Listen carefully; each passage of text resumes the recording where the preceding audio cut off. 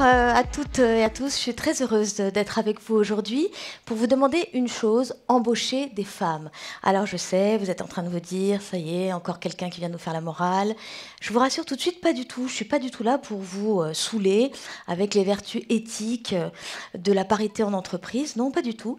Je suis là au contraire pour vous prouver, pour vous démontrer que embaucher des femmes, vous entourer de femmes, c'est bon pour votre business. Alors vous allez voir, je vous assure que je dis vrai. Alors, pourquoi je m'adresse à vous aujourd'hui? Pourquoi? Parce que le monde, le milieu des startups, qui pourtant change le monde, n'a pas encore totalement changé le monde à l'endroit des femmes. Ça progresse un peu du côté des financements, grâce à des initiatives formidables comme celles portées par le collectif Sista, par exemple, mais on n'y est pas encore.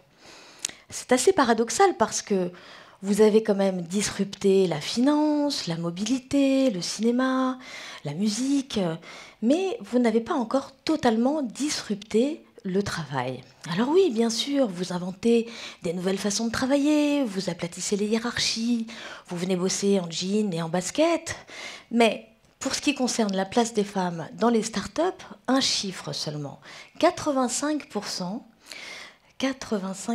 des startups qui se sont créées depuis 2008 ont été créées avec des équipes 100% masculines. 85%, ça fait quand même beaucoup. Alors moi, je suis sûre que les hommes dans cette histoire sont de bonne foi. Je suis persuadée qu'ils ne font pas exprès de s'entourer exclusivement de mecs, de recruter que des hommes, de s'associer qu'avec des hommes. Non, moi je pense très simplement qu'ils ne font que reproduire des vieux schémas qui se transmettent depuis des générations et des générations. D'ailleurs, je vais vous faire une confidence. J'ai 3 fils, j'ai 3 garçons. Sur les 3, il y en a déjà 2 qui ont créé des startups. Le 3e, à mon avis, ça va pas tarder. Et ces 3 garçons, bien sûr, en étant mes enfants, élevés par une mère engagée, ont été biberonnés à l'égalité professionnelle. Vous pouvez vous en douter.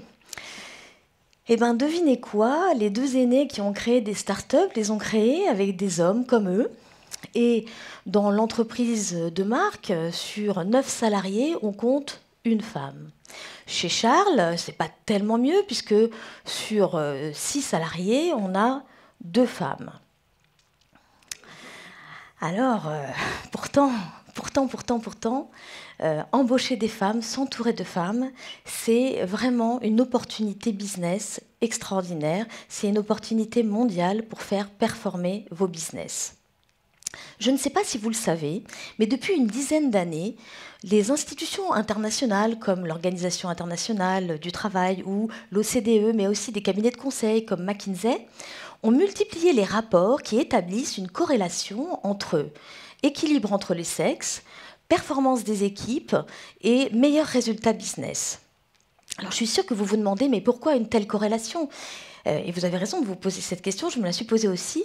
Alors, pour répondre à cette question partiellement, la première réponse, c'est demandez-vous qui sont vos clients et vous obtiendrez une partie de la réponse. Vos clients sont des gens, des hommes et des femmes, de plus en plus conscients, de plus en plus concernés par la responsabilité sociale et environnementale des fournisseurs, des entreprises auprès desquelles ils se fournissent. Donc ça, c'est déjà un premier point. Et il faut savoir qu'à l'intérieur de la RSE, la place des femmes à tous les échelons des organisations fait partie intégrante de la RSE, fera de plus en plus partie de la RSE. On n'y pense pas toujours. On pense toujours environnement, mais en fait, il y a aussi la question de l'égalité femmes-hommes. La deuxième explication, ce sont les talents. Aujourd'hui, 60% des diplômés de la planète sont des femmes.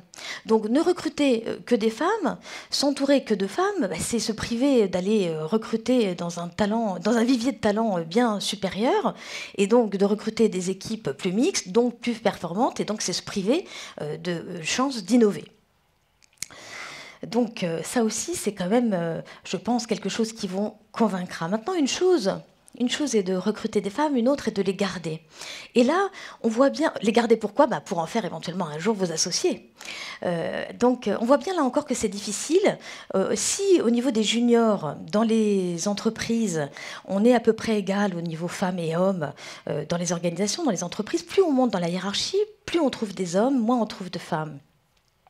Alors moi, je voudrais comprendre comment c'est possible un truc pareil, alors que ça fait des années qu'on multiplie des programmes d'empowerment pour aider les femmes à se hisser au sommet. Comment se fait-il qu'on ne les trouve toujours pas? Est-ce que les femmes seraient moins ambitieuses que les hommes?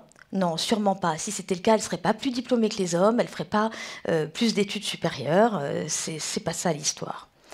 Alors, moi, je crois que si on ne les retrouve pas tout en haut, c'est parce que depuis des années, les entreprises essayent de changer les femmes en les coachant, en les formant, en les transformant en hommes, en fait.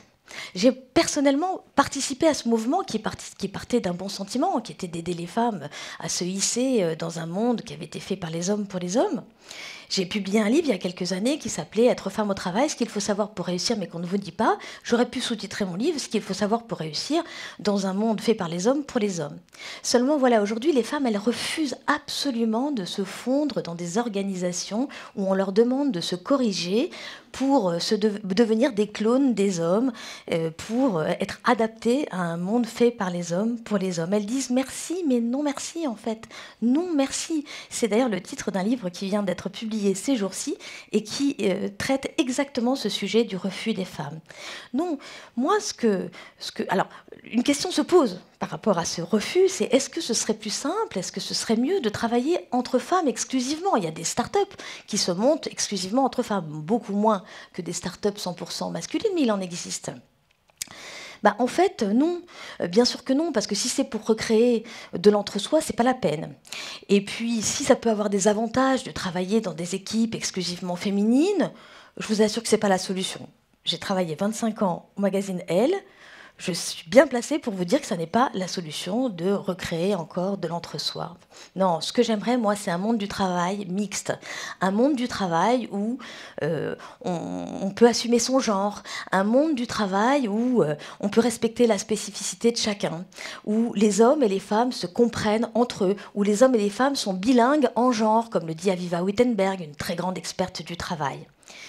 Plutôt que de changer les femmes pour les pousser à se fondre dans des organisations, dans des modèles finalement complètement dépassés, dont elles ne veulent plus, 100% masculin genré, essayons plutôt de changer justement de modèle.